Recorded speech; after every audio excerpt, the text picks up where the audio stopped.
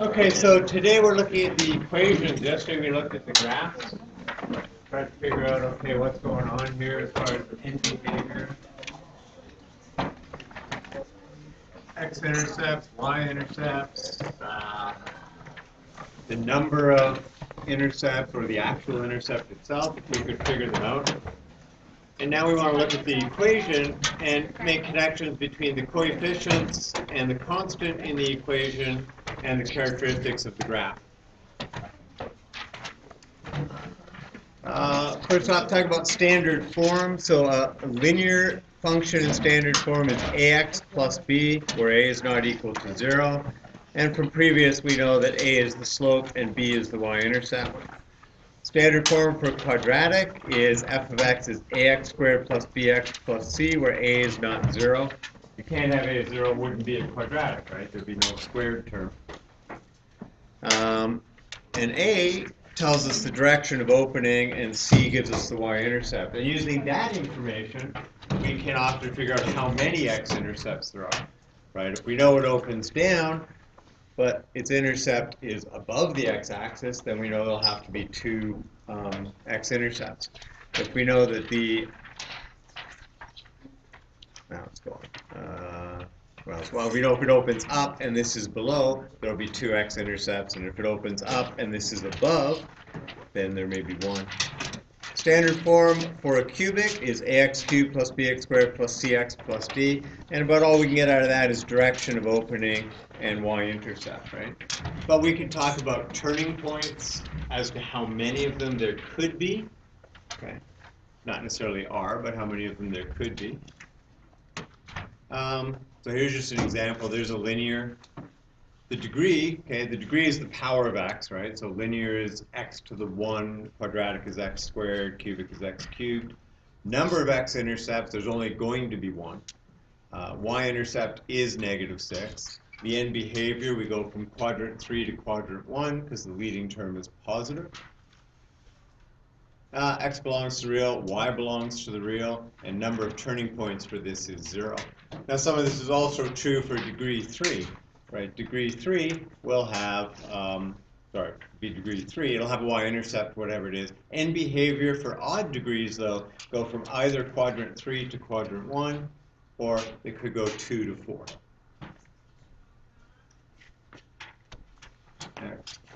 That's just asking to graph all of those and then look at that. The constant term. So we know what the constant term is, right? It is the y-intercept. Okay, we saw that yesterday. The sign of the leading coefficient, okay, so again highlighted. So here, the coefficient of the term with greatest degree. So in a cubic, it's the number in front of the x cubed. In a quadratic, it's the number in front of the x squared.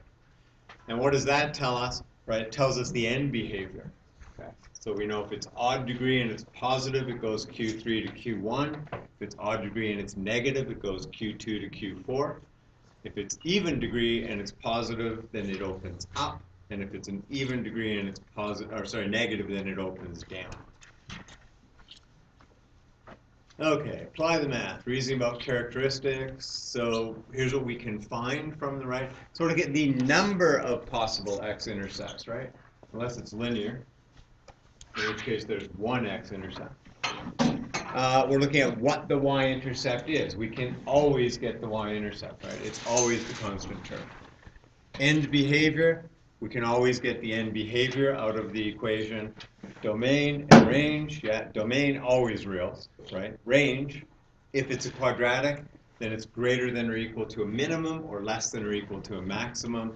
Number of possible turning points we discovered yesterday was 1 less than the degree, right? But a cubic can't have 1 turning point, right? A cubic could have 0 turning points, looks like that, or it could have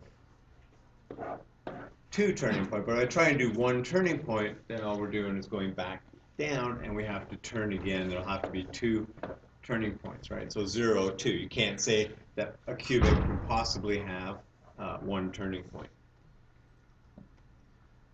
Mary's solution. That's Mary's solving. Oh, right. So it just asked about these. Well, we could just talk about these, right? Okay. So what's going on? This is going to have how many x-intercepts? 1. Linear, has to have 1. What is the y-intercept? -5. What's the end behavior? Okay, other way around. Quadrant 3 to quadrant 1. Go left to right. Domain. X-phenomenon of the reals. Range.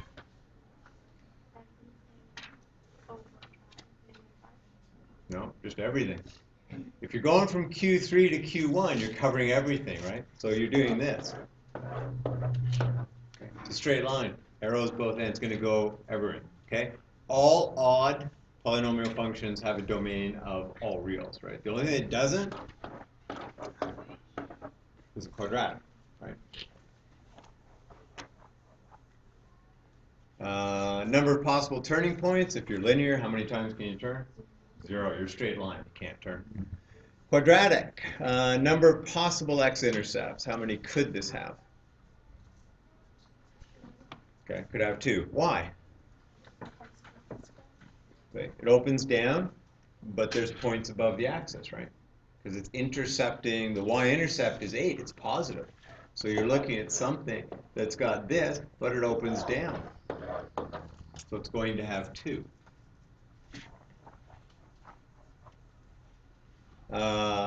End behavior.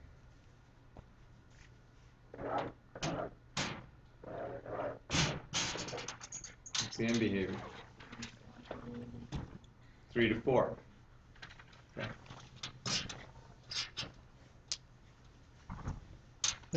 Domain. Range. Okay, we don't know, right? We would have to figure out from that. Hi. New student. Well, sorry, we run out of desks. So we do. So range, we can't tell the range of this without actually graphing it, right? Number of possible turning points. It's not really the number of possible. How many turning points are there? There must be this quadratic. There must be exactly 1 turning point. There has to be, right? Because it's got to turn back around. Cubic. Number of possible x-intercepts.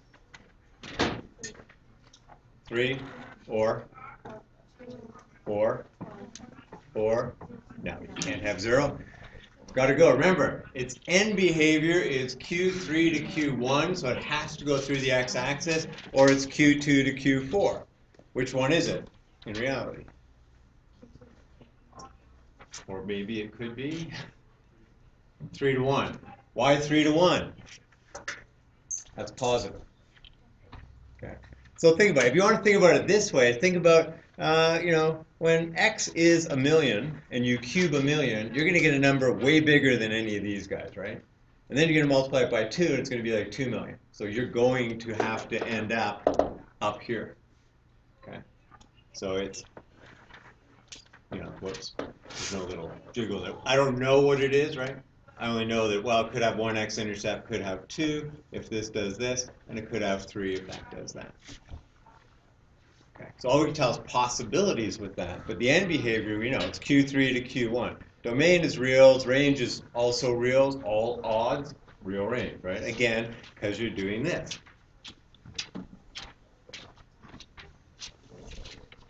Oh, now we're in real trouble. Where were we? So the range and then number of possible turning points, right? I think we did those, right? For the cubic. Okay, so then this is what you get in the book, right? But this is Mary's solution. So Mary, whoever she is, which is actually the book author disguised as Mary, is just saying, okay, so here's what's going on, right? And probably discussing pretty much the same things that we did, but you have a chance to look through that and, see, okay, well, what was her reasoning for this, right? Or what is the reasoning they give, right? That's in your book, so nothing much to write down. And then actually, I think the last one, she was doing the cubic, maybe? Yeah, the cubic. And so say, number of possible x-intercepts, right? Oh my God. We don't know this. What will it be? if the alarm, the fire thing goes, it's not a drill. So. Number of possible x-intercepts, 1, 2, or 3, depending on the number and the function, location of the function on the grid. I can't determine how many x-intercepts there are from the equation, right? Now you can, obviously, you can graph this. Okay, so could be, again, it could be 1 x-intercept, could be 2 x-intercepts, could be 3 x-intercepts. The y-intercept is -10 because we know the constant term is -10, so that we can get. Number of possible turning points, again, could be 0, could be 2. And again, if you want the actual ones, then you need to graph it, right, and look at the graph. Okay, connecting polynomial functions to their graphs. So in other words, match each graph with the correct polynomial function. So given equations, which of these is the graph? So if we look at this, we say, what kind of graph is this? Linear. Okay, linear is going to be a straight line. Which equations here are linear? So we've got there, that's cubics. Okay, so this is either this one or this one. Now if we look again, we can see how many linears are up here. Well, there's 2 of them, right? These 2 guys. So what's distinguishing characteristic? This is -3, right? We know that we've got a y-intercept at -3, and so does this. Okay, so that's not a distinguishing characteristic. They both have an intercept at -3. So then we go to the first number. Also, they're both going Q2 to Q4, so they're both negative, so that's not distinguishing. So it's got to be the half or the 2. So is this one the 1/2, -1/2, or the -2? So you're looking between these 2. What is that thing called, the number in front of the x? It's a linear. The slope, right? This will be less steep. This will be more steep. Is this less steep? Less steep than this, or more steep? If it's more steep, then which equation is it? H of x or q of x? Q of x, right? That's more steep. Again, you could do the slope, and you could just count it right from here, go down to over 1. Okay, that's -2. That's the slope of -2. This makes this q of x. Therefore, this is h of x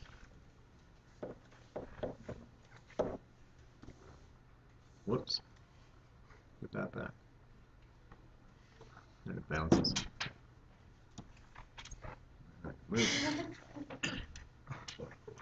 Well, we'll hold it, right? We've got to circle something else. Okay, so now, what are these 2 graphs called? Quadratics. They're quadratics. Okay, what equations do we have for quadratics? We've got this one and the one below it. And we've got this one. Get rid of that.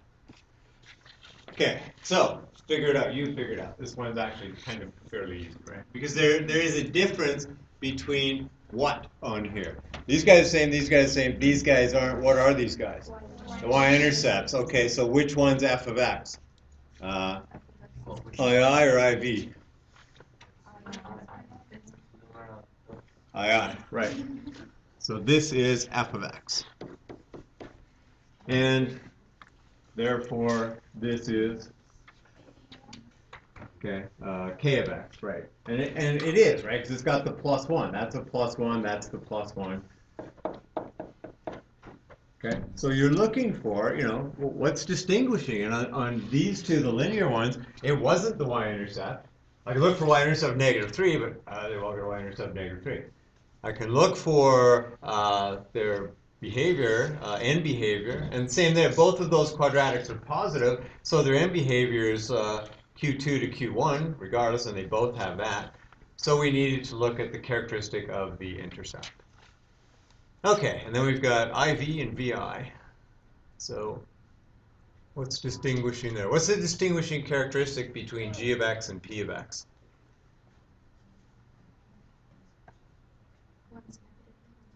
Yeah, one's got a negative x cubed, one's got a positive x cubed. Okay, so is this the positive x cubed or the negative x cubed? Positive, right? Q3 to Q1 is positive. Again, think about it. If I put in a really large number for x, Qubit is going to be extraordinarily large and positive, and qubit is going to be extraordinarily large, and then you're going to make it negative. So this is what, P of x, and this is whatever's left, G of x. Okay, so that's matching the equation to the graph, right? I'm going to ask you to do that on the quiz, to give you some equations. I think it's asked on one of the quizzes. And it's something they can ask on the diploma. And, you know, what they might do is number them, sort of graph 1, graph 2, graph 3, graph 4, and ask you as a numerical response to identify which graph fits which. Okay, so, you know, they give you 4 graphs, 4 things there. You're picking the numbers 1 through 4 and arranging them in the numeric response boxes. And here's Jim's solution, right?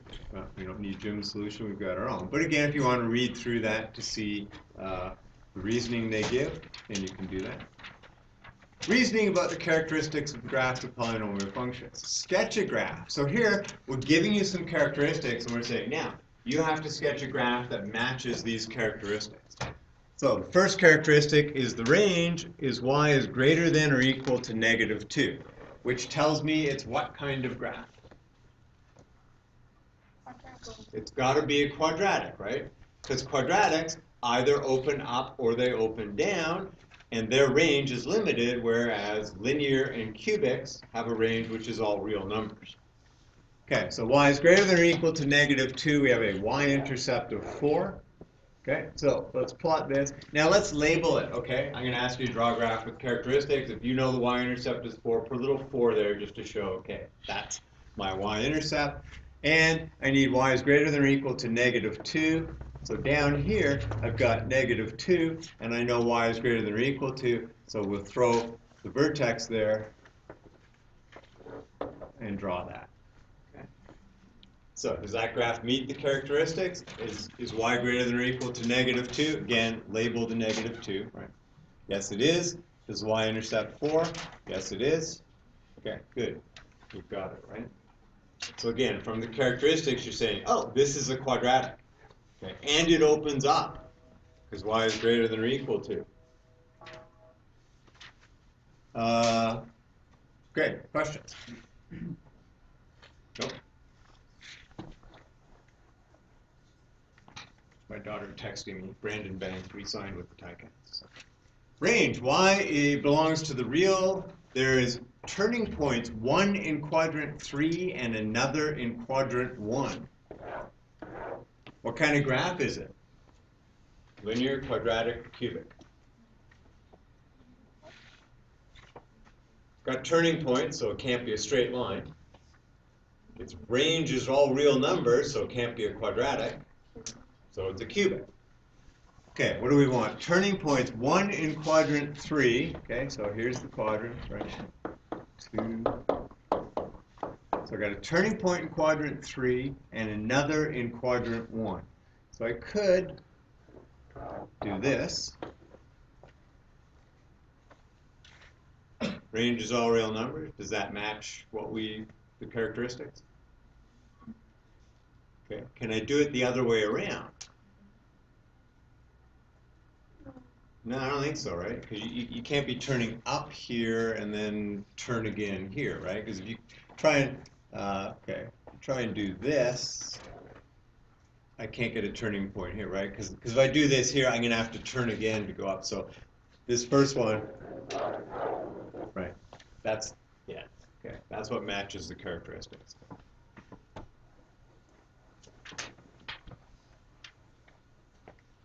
And then you've got Leanne's solution. You know, there's a pile of kids working on this book. Okay, and same deal. Summary. Okay, almost done. Key idea. And really, we covered this yesterday, right? Like most of what we've done today, we covered yesterday in the whole just learning about from the graph. So they match up, right? They go together. When a polynomial function is in standard form, the maximum number of x-intercepts is equal to the degree of the function. The maximum number of turning points is 1 less than the degree. The degree and the leading coefficient indicate the end behavior. The constant term is the y-intercept. Need to know. Linear and cubic polynomials with positive leading coefficients have similar end behavior, right, which is Q3 to Q1 or Q2 to Q4. That actually works for any odd degree polynomial, but we don't do fifth and seventh and whatever. Okay, so you can read that, right? Just summarizing. And then quadratics have this, and that's also the same for any even. It's just a fourth degree could have how many turning points? They're going to ask this on quiz. So how many turning points could a fourth degree? Could have 3, right? Yeah. 1 less than the degree. And just think, if you think about fourth degree and you just think, it's like a quadratic in that if I start from up here, I have to end up there. And you think, well, okay, what if I turn? And then I'm going to have to turn again, right? So 1, 2, 3. Okay. Can't do 2 because then it would be just heading down there. Now it's a cubic, right?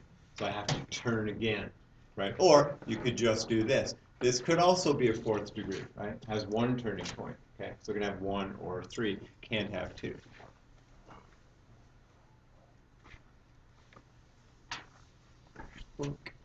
Done. Any questions?